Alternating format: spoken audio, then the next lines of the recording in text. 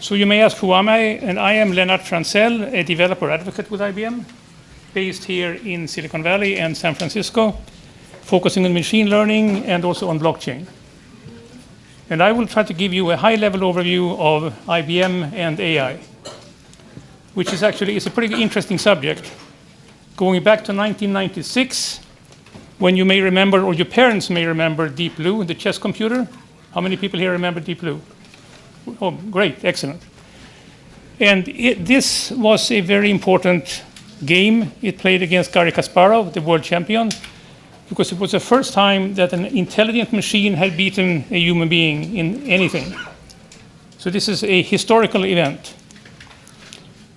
Another event happened 2011 when Watson beat two human players at Jeopardy. And that again showed how AI is rapidly advancing. The Jeopardy technology resulted in something called unstructured information management architecture, Apache UIMA, that is still being used and is still the cornerstone of the Watson services that IBM has. And then, almost exactly to the day a year ago, Google's Go computer beat He, the world's best player, in Go, which was, again, an amazing occurrence because nobody had expected that to come so soon. So 20 years, 3 big scores for AI. And why did this happen? What is going on? Why is AI suddenly so much more powerful than it was when I started in 1987 here in Silicon Valley? And we were happy to have 4K of data. Today we have terabytes of data. And the reason, again, for this change is we're going from an analog to a digital world, as you can see on this chart. Everything is being digitized: speech, music, images, text, and now also currency. You'll notice the Bitcoin image there. Everything is being digitized. And that, in turn, means that we are getting more and more data. In an analog world, there is hardly any data that you can use. In a digital world, everything is data. And if there is data, you can analyze it with the computers. And that's the starting point on the AI movement, which is going to change the world and our lives totally, if it hasn't already. So this is the starting point, the kickoff. Watson was forked after the victory into Watson for healthcare and other industry segments. And also, on the other hand, Watson services in the IBM cloud. How many people here have used Watson in the IBM cloud? Very good. But you have not obviously used Watson for healthcare because that is being sold by IBM to large enterprises, large hospitals. And it is helping to change IBM totally from a company that used to market software and hardware and services to one that is marketing AI. We are now an AI company. And that is a historical sea shift. That is a major shift. And other companies are following on the same path. So going from a hardware, software, and a services company to an AI company, again, it shows the way the world is going. That's where the money is, that's where the services should be, and that's what IBM is focusing on. Here is some examples of Watson for healthcare that you may not know about. Watson for genomics, Watson for oncology, very, very big, and Watson for social program management, and many other niche markets as well. Is where IBM now is deploying the Watson technology and helping to solve real problems.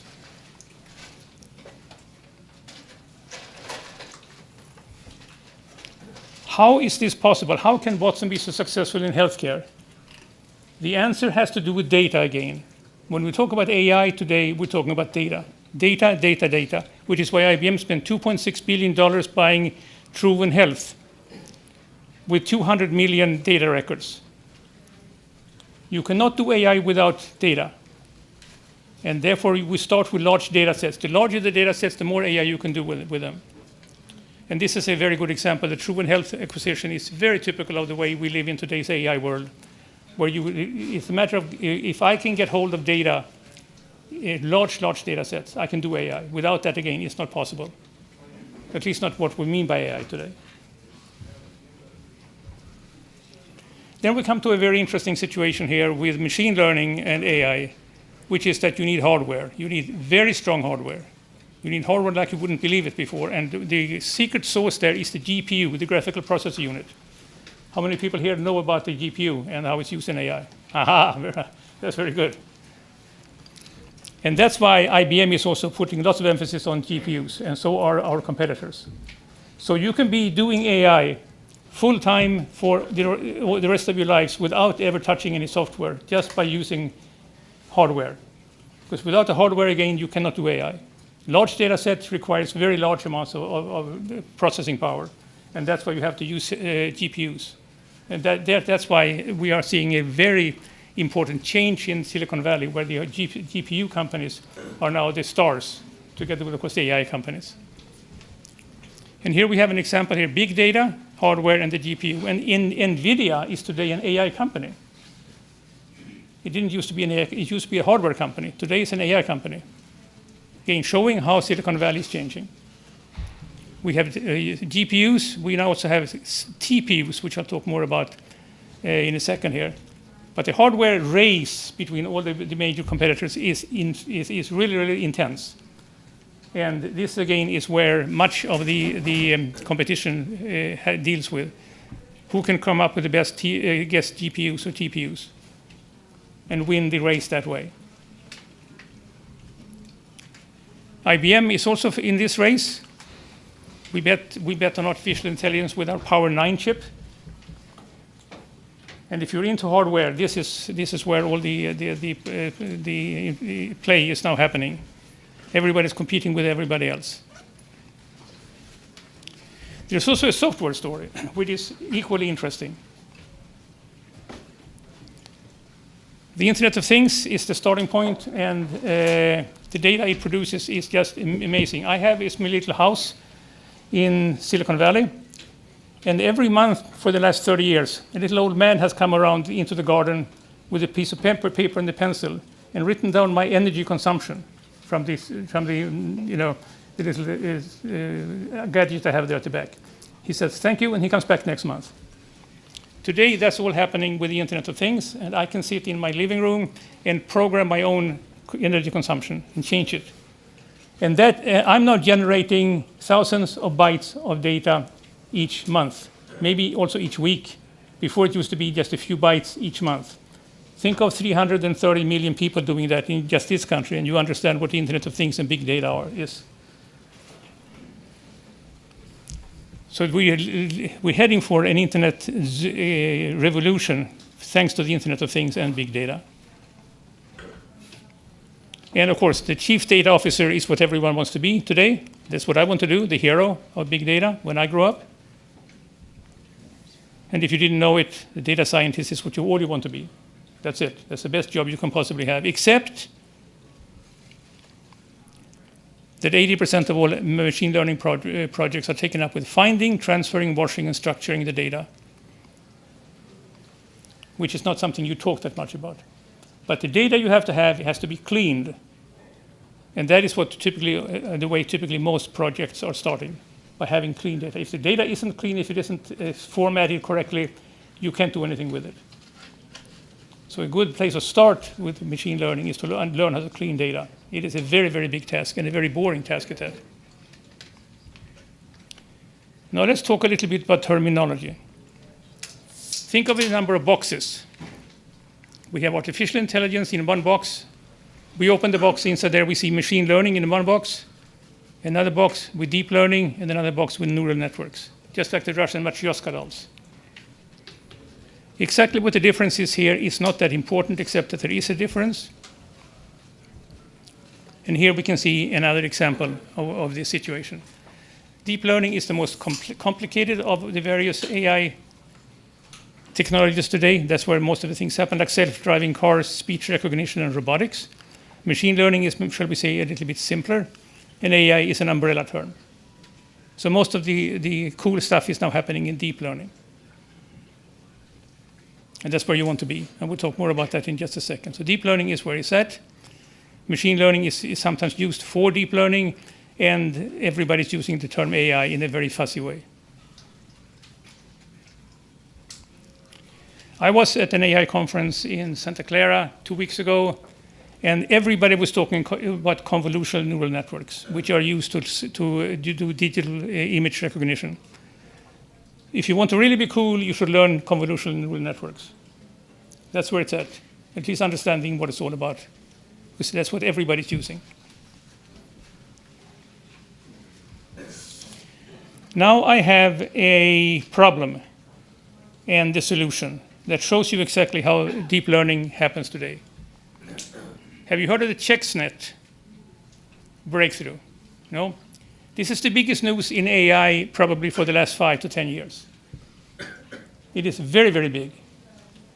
And it was in the New York Times, the Washington Post, the Wall Street Journal, all the newspapers about this breakthrough, where a group of Stanford research scientists had used a 121-layer convolutional neural network and trained it on one of the largest data sets available, chest X-rays, 100,000 frontal-view X-ray images.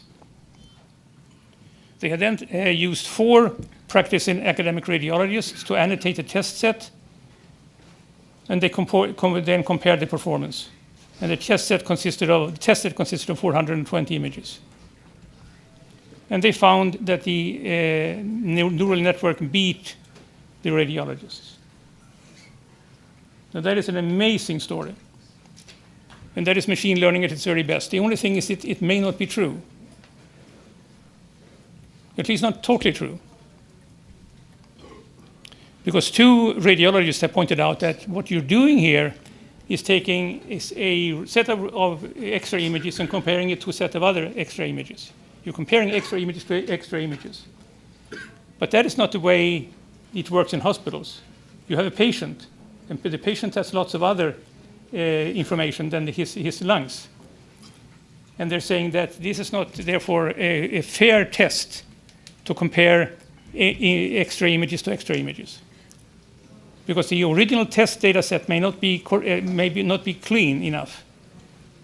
And the radiologists may have made mistakes when they looked at the radiology images. So the point here is that machine learning is not as simple as you may think it is.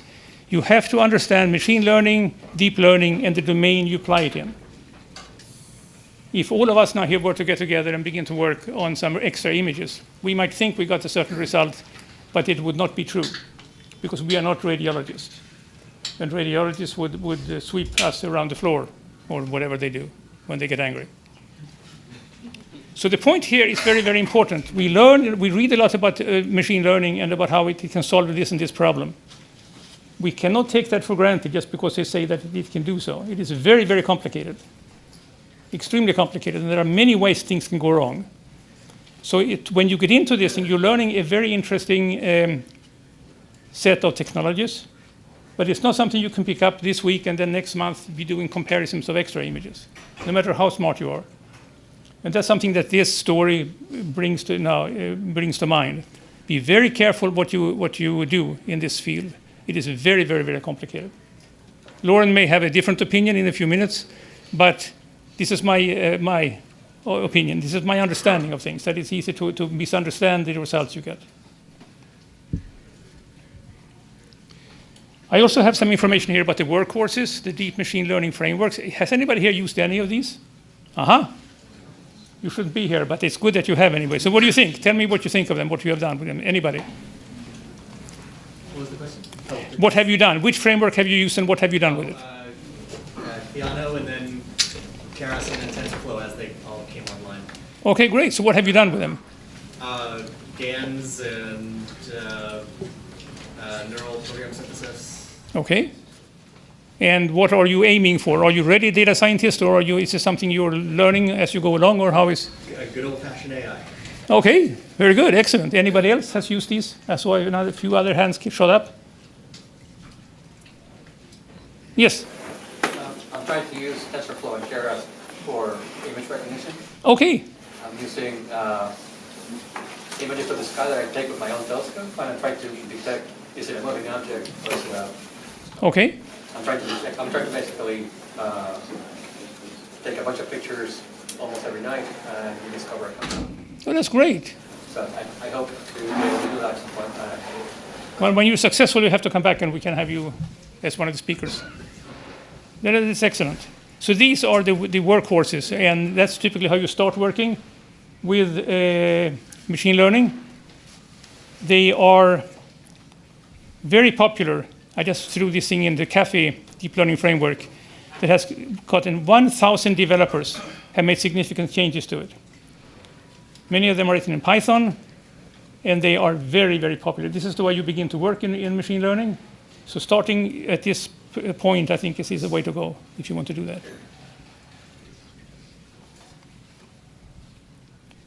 Keras is very important as a front end to TensorFlow. And again, this is where you really want to start and do your work and learning. Now let's talk about IBM. And IBM does not have its own frameworks like that, but we do have the Power AI platform, in other words, a hardware platform. And there we have bundled, as you can see, all the frameworks you can imagine, the open source frameworks. And we are giving people access to that. Again, very fast hardware and all the frameworks that you can imagine, all together in one bundle. And this is a very good place to start with. Also, we have the NVIDIA hardware, as you can see here, and libraries. So this is something that I urge you to take a look at. And you can do that. I'll show you how to do that in a few minutes. So this is IBM's premier platform now for AI development, hardware and software together. Open source and the fastest hardware that money can buy.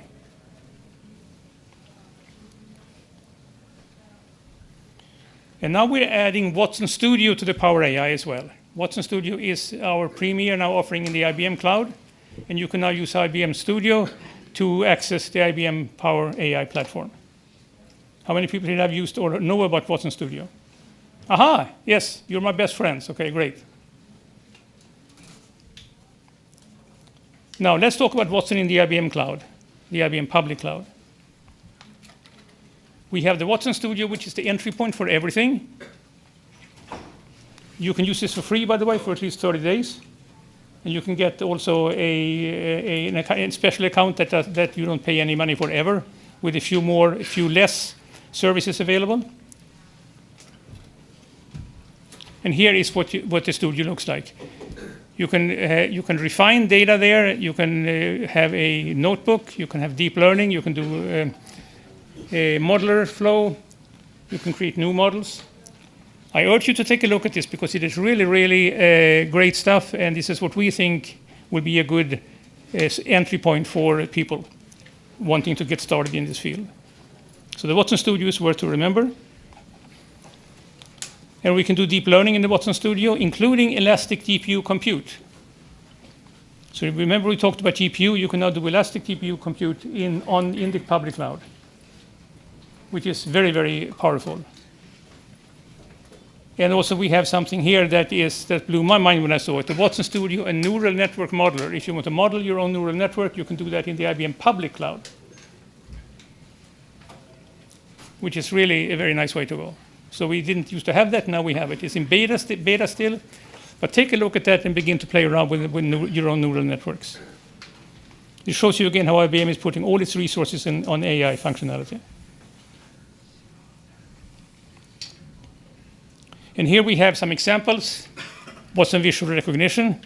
You can run on this URL, and you can build up your own models, train them, and run them. These cannot be 10,000, these cannot be 100,000 records, but they can be 10,000 records. So it's a very good place to get started. And we have some very good demos here that you can use. And again, here we are recognizing costumes, clothes, and we can get some very good results here from these neural networks. We can recognize Xiaomian. Who doesn't want to do that?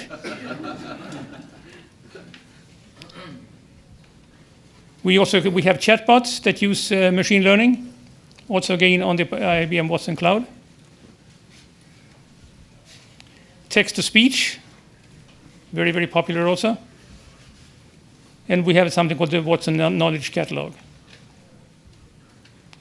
Watson Machine Learning, we have a special URL for that, and we also have lots of code, open source code on GitHub about machine learning. If you're interested therefore in working with us, you can take a look at those open source codes and just use them. And you can fork them. And we may see what you fork, and we may want to incorporate that in our own code, which is a very, very good way to be known to IBM. So don't hesitate to use that. We want you to use our code. It's all open source. We are an open source company these days. And then finally, we have IBM's Code IT, open source data and AI technologies, and model asset exchange. If you need a model, you can get it from us. You can get the model, you can improve on it, and you can then share it with others. Very, very important, using the Watson Studio as well. Here we have the asset exchange, Fabric for deep learning, another set of tools. TensorFlow, Caffe, PyTorch, and more. And finally, we have the robustness tool, adversarial robustness toolbox. So what we have here are a number of very, very strong, let me just see here, offerings in IBM that you can use as you want. And then we have, any questions? It's a whirlwind tour, but you can see that we really are focusing on AI. We are an AI company. You have a GitHub for the code samples? Everything is on GitHub. Everything we do is on GitHub. I just tried the face thing and really good. Okay. Recognize my age. Okay, great. There you see. So again, the idea is that IBM is now an AI company. Everything is out on GitHub. And you can work with us if you want to. That really is the story. And if you have any questions, again, you can easily ask them at the GitHub level. We have an issues tab in every GitHub repo. You can say that there's something here I would like to share with you, and IBM will be happy to work with you. And the more we know about you, the greater your CV will look like, probably your resume will look like, and we might even hire you. We are hiring AI people. Any questions?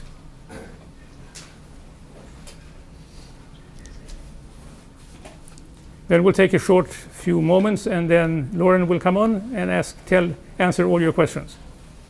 I'm Lauren DePerna. I'm one of the data scientists at H2O. And basically in the next 30 minutes, I'm going to give you an overview of what H2O is and how the product works, and also get you to a point where you can get up and running with H2O by the end of this. So just to get a sense of the audience, how many of you are familiar with H2O, the company? Okay, cool. So I'm going to assume that you've never used H2O then also as well. Okay, great. All right, good. So this is the overview. I'm just going to go over the company. The company and the platform both have the same name, so I'll explain that. And then I'll go over the different types of problems that you can solve using H2O. So H2O is a machine learning platform. And then I'll talk about H2O Core and the APIs. It'll all make sense in a second. And then at the very end, I'll do a demo using Flow, which is our web-based UI. So if you're not comfortable with programming or you prefer point and click, you can use this interface. So H2O, the company, was founded in 2011.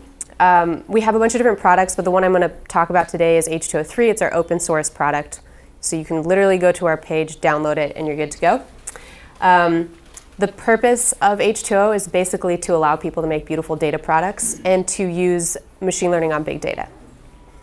We have about 80 people at the company, and it's a mix of distributed system engineers, data scientists like myself, and visual designers as well.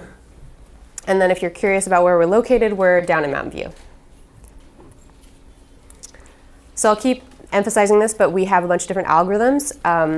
If you've taken statistics, maybe a graduate level statistics course, you might be familiar with this book. So our scientific advisory council consists of a bunch of Stanford professors that are very well known, and they basically make sure that our math is good. And if we come up with new ideas, then they can kind of verify it, make sure it makes sense. So in terms of what H2O is, so the company and again the platform have the same name, it's a Java-based software package, and it's meant for you to do data modeling all in memory. So I'll keep saying it's open source, you can download it, but it is designed to integrate with big data ecosystems like Hadoop and Spark. But If you don't know Java, that's not a problem because we have a couple different interfaces. And so you can use our R API, you can use our Python API, or you can use Flow, which is the web-based UI.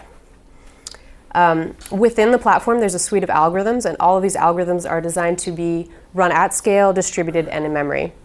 This is actually one of the key distinguishers for H2O is that we design our algorithms to be distributed. The other great thing about H2O is, let's say you want to deploy these algorithms that you've designed in Python, rather than having your developers sort of be frustrated with you and have to recode everything in Java. You can actually, at the end of building your model through the Python API, download a portable model object that can then be easily deployed in Java because it actually is all in Java. And so that means it's easy to deploy your model in a REST-based or streaming scoring environment. I'll quickly note that we do have a couple GPU-enabled algorithms. I won't actually talk about them today, but if you want to ask me questions about them afterwards or now. Okay. No, is this the math part in Java or just the front end, like visualization stuff? Oh, the backend, everything is in Java. The APIs are designed so that they look like Python or look like R. And actually, this is a point of confusion for a lot of people because a lot of people will use H2 on their laptop, and so it'll look like Python, and they think it's Python, and everything's happening in the Python process. But actually, it's all Java. It's just the API that's connecting to it. Interpreting an interpreted language. So it's doing a Java interpretation of Python. Yeah, I guess so. Yeah, I think. So then the last thing I was just going to point out is we do have a couple cloud integrations. So if you want to go that route, you can as well. And I think to your question, it'll kind of get answered later. I might have done a poor job of answering it. In terms of H2O, I like to think about it in terms of the machine learning pipeline. So this is sort of like the data science workflow. So if you start from left, I'll be working my way from left to right. So you can see on the left-hand side, you have all these data, tables. Maybe you need to go figure out what data you need. You have to do the ETL, and then you get a modeling table after doing whatever you need to do. And then you can actually start your machine learning process where you do feature engineering. You figure out what model you want to use. Once you get that right model, sort of getting towards the end of this page, you can then put that model into production and then actually do some real-time scoring. In terms of where H2O fits in, it's basically, I think if you can see the yellow dashed line, everything after the ETL stage. So after you've gotten all your data together, then you can use H2O from end to end. You can do table merges and joins in H2O, but it's not really meant for the gathering of the data. So the way I like to think about it is it's basically your machine learning toolkit, and you can tackle all of your machine learning problems with it. So the next thing I'm going to do, and again, if you have any questions, please feel free to ask, is I'm going to cover some of the algorithms that we have so you get a sense of what types of problems you can tackle with H2O. So I'll start with supervised learning algorithms. So this may be review for a lot of you, or if not, I can go into a little bit more detail. So supervised learning is basically when you have the solution, like the model sees the historical data. And this is kind of what it looks like. I have two toy examples here. So on the left-hand side, I have a regression problem, and on the right-hand side, I have a classification problem. So regression is when you're trying to predict a numeric value. So in this case, you can see I have a single feature, so a single column in my data set, this toy example, where I have somebody's insurance tier, and I want to predict what their claim cost is going to be. So what I'll do is I'm going to fit like a polynomial to these data points. Where you can see in the regression problem, I'm actually fitting a line to the data. In the classification problem, rather than using the numeric values along that line, I'm actually using the line to separate out the values. And in the classification problem, what I'm trying to predict is whether or not a borrower will default. So sort of just separating things out. So that's generally like a lot of problems you have are, classifying what customers are going to do or figuring out how much you should price an item, for example. In terms of unsupervised learning algorithms, we have both clustering and dimensionality reduction algorithms. And so I'll just cover a couple different problems that you might want to use these for. So for example, let's say you have investors and you want to group their personalities. You can use our k-means algorithm, and you just have to specify how many clusters you want to have, and then it'll figure out how to group the clusters together. So for example, if I specified, again, toy example, I have 3 clusters, and then I kind of look at them and I get a sense, okay, this cluster, this is my risk takers, these are my people who are risk averse, and these are my moderate people. Another thing that people like to do for unsupervised learning is anomaly detection. And this is a pretty challenging problem, but you can actually use a couple of H2O's algorithms to do that. So the algorithms that we have that are available are PCA, so principal component analysis, We have generalized low rank models and autoencoders. And basically the idea here is that you have your model and you try to get it to understand what normal looks like. And then when you have a new piece of data, you can kind of see how close is this to normal. If it's pretty far, then that's probably an anomaly. And so what I'm showing here all the way on the right-hand side is just sort of the idea that, there are a couple of data points that are away from normal, and in one case it is a fraudster. That's sort of like something you'd have to determine yourself, but other might be like a boutique doctor that's doing something weird, but they're not actually committing fraud. The other thing you can do, actually with the same algorithms, is feature extraction. So let's say you have a bunch of features, and when I say features, is sort of think of like a Excel spreadsheet. It's just the columns in the Excel spreadsheet. Let's say you have way too many columns and you want to reduce it down. So then you can use these dimensionality reduction techniques that H2O has. And again, these are going to actually be PCA, GLRM, which is the generalized low rank model, and autoencoders. So that's basically like a summary of the algorithms that you can use. But the main takeaway is like, think about what kind of problem you have, think about whether it's supervised or unsupervised, and then you can just go into H2O and start hacking away. Does anybody have any questions about the algorithms or like how you would use them?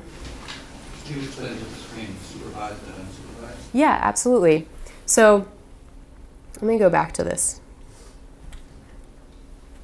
So the idea here is I have these data points, and in this case I have what I'm trying to predict, which is claims cost, so I'll be looking at the regression problem. And I actually know, you're giving me a data set, and I actually know, based off of the insurance tier of a person, what the claims cost was. So it's like, I like to think about it as, you know how when you have exams, you have your practice exam? I give you a practice exam, you try to kind of answer the questions, but you're learning as you're taking the practice exam.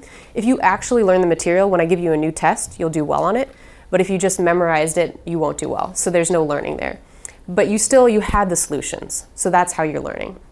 In unsupervised learning problems, you don't have the solutions. So for example, with the clustering, the idea here is that I actually don't know what the clusters are. And the algorithm doesn't have labels. It doesn't know that these people belong to this cluster. But what it can do is kind of group things that it sees that are similar. And so what I'm showing here is sort of, actually I've already made the clusters, and then I go in and I say like, okay, looking at these people within this cluster, these are my risk averse people. Does that help a little bit? Okay. Are there any other questions about supervisors? Yeah. Can you talk more about the anomaly detection? Is that a process after clustering, or is it an end-to-end process from the original data review?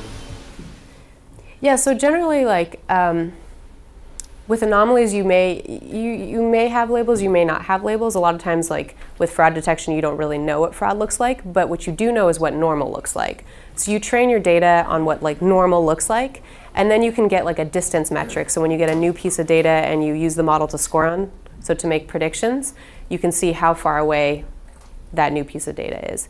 It's basically like, I don't know, let's say you trained your model on a bunch of people and everybody's wearing green shirts. Your model learns that green is normal, and then somebody with a red shirt walks in and they're like, that looks weird. And that's sort of like, maybe your distance metric is like the difference in shade of color or something like that. Is it something like finding the outlier of the entire range of values? Well, I mean, like, anomaly detection is a little bit different than outliers, because outliers is you can kind of plot it and you can like, oh, that's different. It's a little bit more subtle than that, but it really, yeah, it's finding the thing that looks different or is very far away from everything else. So that's a fair example. Did that help a little bit? Yeah, thanks. Okay, I can also like follow up afterwards too. But really, like, the point isn't the algorithms, it's just to give you a sense of like what kind of problems you can tackle. And H2 is actually really easy to use. So my goal at the end of the day is to make it, well, you don't have to, but if you have your laptop here, I can get you to download it and launch it, and so that you can use the actual web-based UI if you want to. Okay.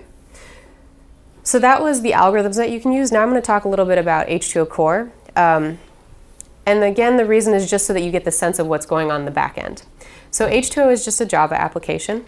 And what that means is that all you really need to run it is some sort of compute resource.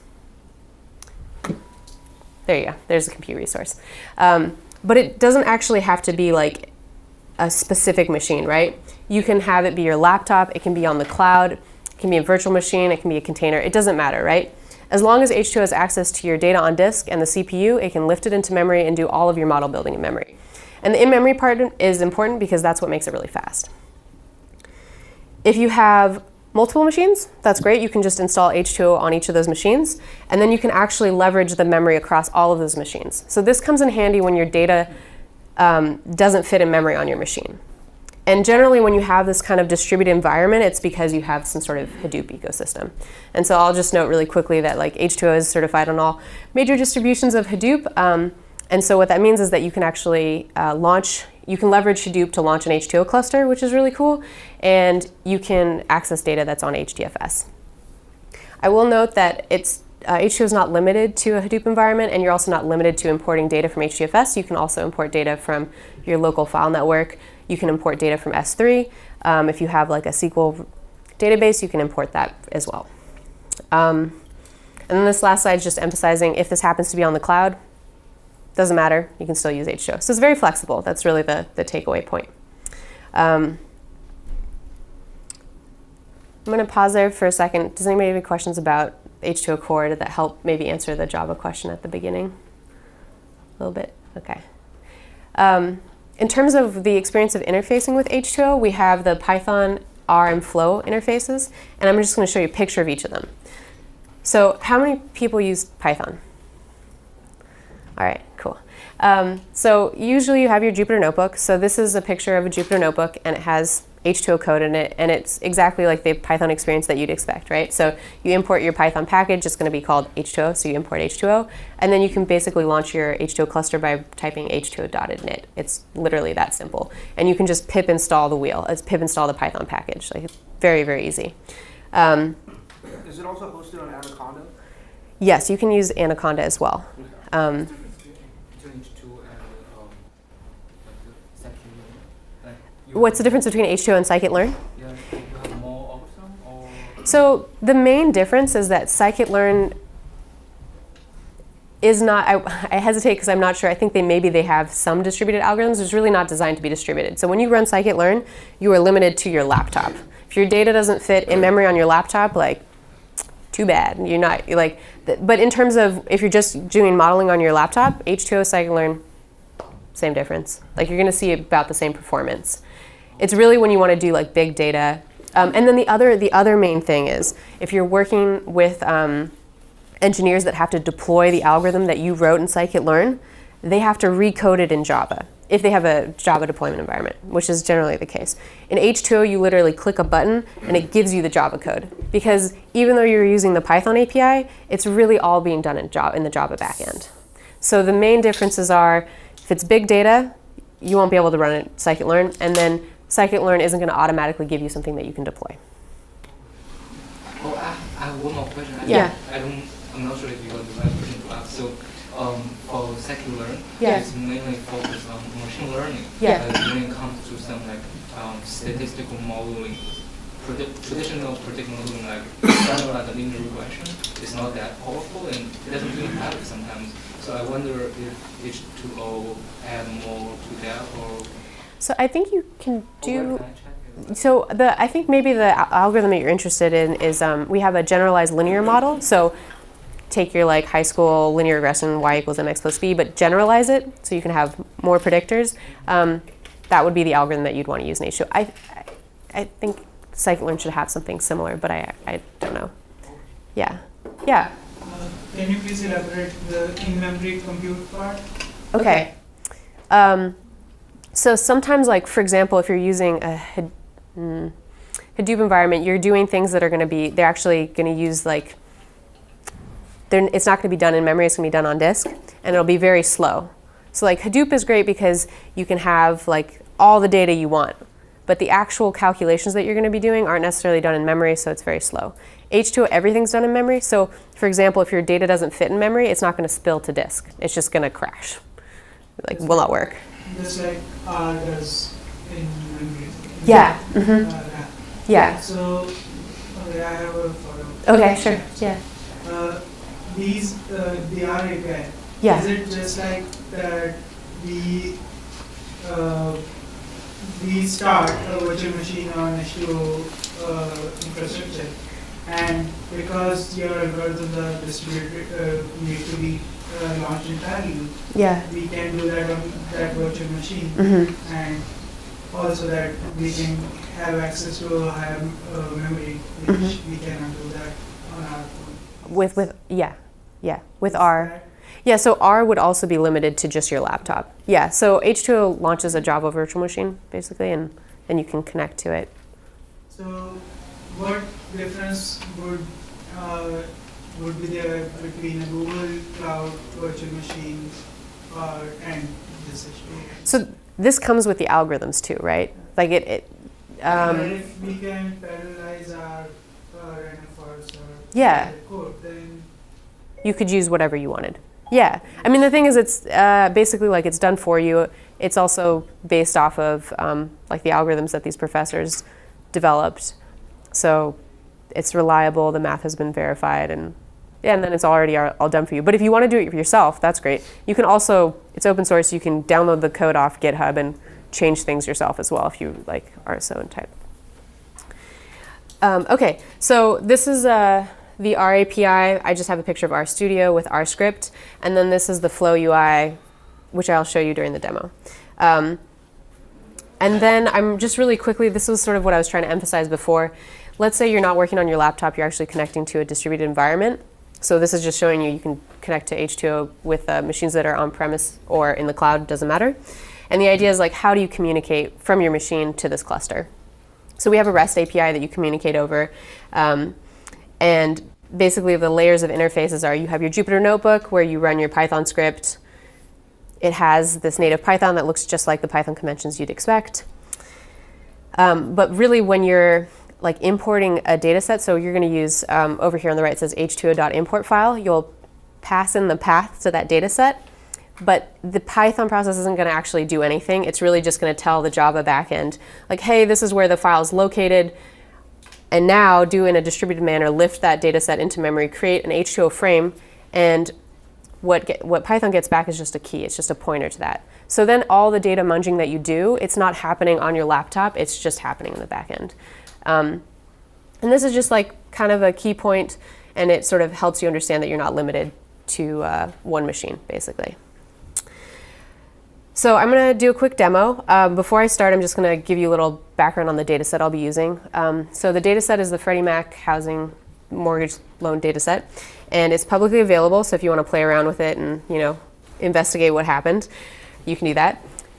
Here I'm just showing like a snapshot of some of the columns. So some of the information that you have, each row is a unique person who took out a loan, and the information you have about them is like their credit score, whether or not they're a first-time home buyer, how many units they had in the house. So you get a sense of what they did when they first took out the loan. I also have information about whether or not they defaulted on that loan. And so I can build a supervised learning algorithm to predict on a future loan applicant whether or not they're likely to default. My target column, so this is what I want to predict, is called positive termination. 1, it's a binary target, so 1s and 0s. 1 represents yes, it was a positive termination. 0 represents no, it was not a positive termination. This is an overview of what I'm going to show you in the demo. In case we run out of time, I'm going to import a data set from HDFS. I'm going to change the data types. The reason I mention this is that, remember the column is 1s and 0s. The algorithm is going to see that, and it's going to say, oh, you're trying to do a regression problem. These are number values. They're not number values. 1 is not bigger than 0 in this case. Yes is not bigger than no. They're just different. So I'm going to actually at one point change the data type. That's all I'm highlighting here. The other thing I'm going to show you is that you can get automatic visualization, so you can get these really nice plots just by clicking a button, like a count plot, for example, or a distribution. You can also split your data set up, so a lot of times when you're doing an algorithm, you want to build it on the training set, and then you want to have a validation set to see that your model actually generalizes. So again, going back to that high school exam, I'm going to have the algorithm see the solutions, but then to verify that it actually learned and can do new predictions, I give it a test, and that would be the test set or the validation set. Then I will build a model, and you'll see sort of one of the scoring metrics, for example, is log loss, and you'll see how it'll improve over time. And then you can get some performance metrics and see what the result looks like in the ROC curve. So this demo is going to be on Hadoop. I am connected to my Works VPN, so if I'm still connected to it, everything will go smoothly. Otherwise, may not go smoothly. Okay, so this is the flow UI, and it needs to be reduced in size. Let's see something. Give me 1 second. Okay, that, and then we do actual size. All right, is that okay? I can make it a little bit bigger. Too big. Okay, so this is the flow UI. This is what you can go to our website and download, and then just write. You just open up your terminal and write like java-jar. It's very simple, one-line command, and you can get this. So this is basically very similar to the Python Jupyter Notebook. So you can just click on things. We have a menu bar up at the top, and then some shortcuts here in the middle, as well as similar shortcuts here. So the first thing I'm going to do is I'm going to import my data set. So import file, and I'm going to import it from HDFS. So I just have to type HDFS://. My name node is going to appear. I'm going to go into my users folder. I'm going to go into users and sort of autocomplete. So the Lauren, that's me, data sets, and then Freddie Mac. So now I'm importing my data set from HDFS. This data set is about 3 gigs. And I actually have 3 nodes running. You can verify this by going to the water meter. So this shows you my 3 nodes, and these are shared machines, so other people are kind of using it at the same time. After I press import, I actually get to parse my data set. And when the data set parser shows up, you actually can see the names of the columns. So remember the credit score, first payment date, etc. You can see the data type it was parsed at, so it'll say numeric. And then you can actually see the first couple rows. So you can see credit score makes sense, it's numeric, right? Like credit score, you'd expect it to be some number like 700. The one thing that I do have to change is my target column. So that was positive termination. It's at the bottom right here, number 29. As I mentioned before, H2 has parsed this as a numeric value because it's a 1 and 0, but I actually need it to be an enum. So I'll just click on this, press enum, and then press parse. This is going to parse the data set.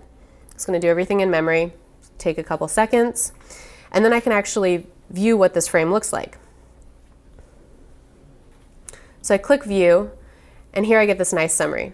So you can see I have in the rows, it's about 16 million rows, 29 columns, sort of reading across the top. And then remember how I said that the data set was 3 gigs? It's actually now compressed down to about 100 megs. So H2O does some cool stuff in the back end to compress down your data in a smart way. For the automatic visualizations, you can click on any of these columns and get different types of visualizations. So for a numeric column like credit score, if I click on it, I can get a box plot here, which shows me my min and my max, so 300 and then 850. That makes sense. It's a good way to verify that your data is what you expect. And then you can also see like the distribution of credit scores. So most people who got a loan, they were between 500 and 800. Pretty good. The other thing I'll note about Flow is it has this cool tab where you can get an outline of each cell. So instead of having to like scroll up and down like crazy, you can actually just click back up to the cell like in one button. So that's the data set. That's sort of an overview of what it looks like. In order to do my machine learning, I'm going to split the data set. So I'm going to split it into train, and I'm going to split it into valid. And then I'm going to set a seed so that it's reproducible.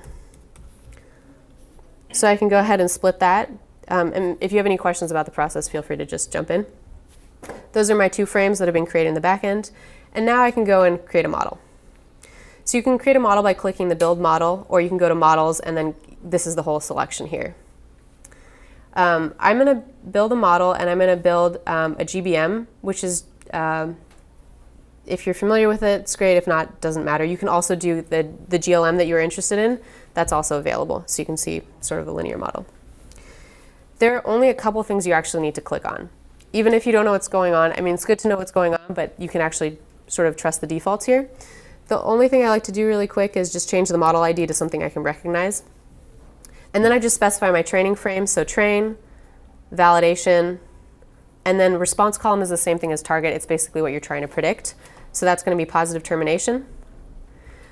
And then I have to ignore a couple columns. So for example, loan sequence number, that's my ID column. And the reason why I'm not going to include it is because you should not be able to predict what somebody's going to do based off of their ID. It has no predictive information. If it does, that is a problem. You do not, that shouldn't happen. The other thing I'm going to ignore is I have the column that I created my target column based off of. So if I kept it in, then the algorithm would basically have the solution. It would learn nothing. It would just use that one column to make all its predictions. And finally, there's one other column that also has a solution, so I'm going to ignore that as well. Is zero balancing from some sort of, is it one hot encoding related? So if you actually look at the Freddie Mac data set, there are different codes based off of how the person paid off their loan or didn't pay off their loan. I just wanted it to be binary instead of a multi-class problem, so I kind of was like, these codes are going to be 1, these codes are going to be 0, just to make it simple. And generally, like if you're starting off with machine learning, binary classification is like the way to go because it's the simplest to understand, and you can kind of like take apart the algorithm one by one and see what's going on. H2O flow is designed so that you have like the easiest parameters to understand at the top, and then as you go down, you'll see it says advanced and then expert. I'm just going to click on something called score each iteration. It's just for demo purposes. The way that a GBM works is it builds these decision trees one after the other, and when you say score at each iteration, it'll allow you to see it, and I'll show you that in a second. The other thing that I like to change, that you could leave it, is the distribution. I'm going to change it to Bernoulli, and the reason I do that is because if you forget to change your target column from a numeric to enum, it'll build a regression algorithm, a regression model, which you don't want. Because you want a classification model. So it's just a way to catch your mistakes. And literally after that, you can just click build model. And so this is the cool part. So I'm going to actually, while it's going to take like about a minute to run, I'm going to click on view and then refresh, and you'll actually get to see it sort of updating. So this here is the number of trees that are getting built. So the decision trees that GBM builds, it's going to build about 50 of them. And then the log loss is the metric that we're verifying like how well this model's doing. So you want it to decrease. And then you can see the blue line is the training data set, and then the orange line is the validation data set. So you actually want these to be pretty similar, but you do need to compare them to make sure your model's not overfitting. The other thing that you'll get is you'll get a nice AUC curve. So this is how you distinguish this is how you know how well your model's distinguishing between true positives and false positives. So you can get that for your training data set, and then you can also get that for your validation data set. The last thing you can get as well is called a variable importance plot. And so this basically tells you from the columns in my data set which ones get used the most often by this algorithm. So which ones are the most important. So it's kind of interesting actually, because you see the property states, so where the person was from. If you think back to the housing crisis, like where people defaulted, certain states had bigger problems than other states. And then the other thing that you see is credit score is important, so it's up there. So this is a good way to make sure that your model's not doing something weird. You can kind of like take apart what it's doing and see like, does this make sense based off what I know in my data. I mentioned that you can get Java code after you build your model. So the model's done. It took about just under 2 minutes. I need to click stop so it stops refreshing. But these are the buttons where you can get your Java code. So you can download a Pojo, download a Mojo, which is binary artifact. And if you want to see what it looks like, you can go down to the bottom and click on Preview Pojo, and you'll actually see the Java code. And this is what you would end up giving your developer. So that's a lot of information, but that's basically like H2O in a box. If you have your laptop with you, I can help you download it. Literally, all you have to do is go to h2o.ai and click download. Then you go to latest stable release, and then you click this download button. Then you have to open up your terminal and then type a couple commands, and that's about it, and then you're ready to go. So that is the end of my talk. If you have any questions, please come up. If you want to download it afterwards, please come and talk to me, and I will help you. Thank you.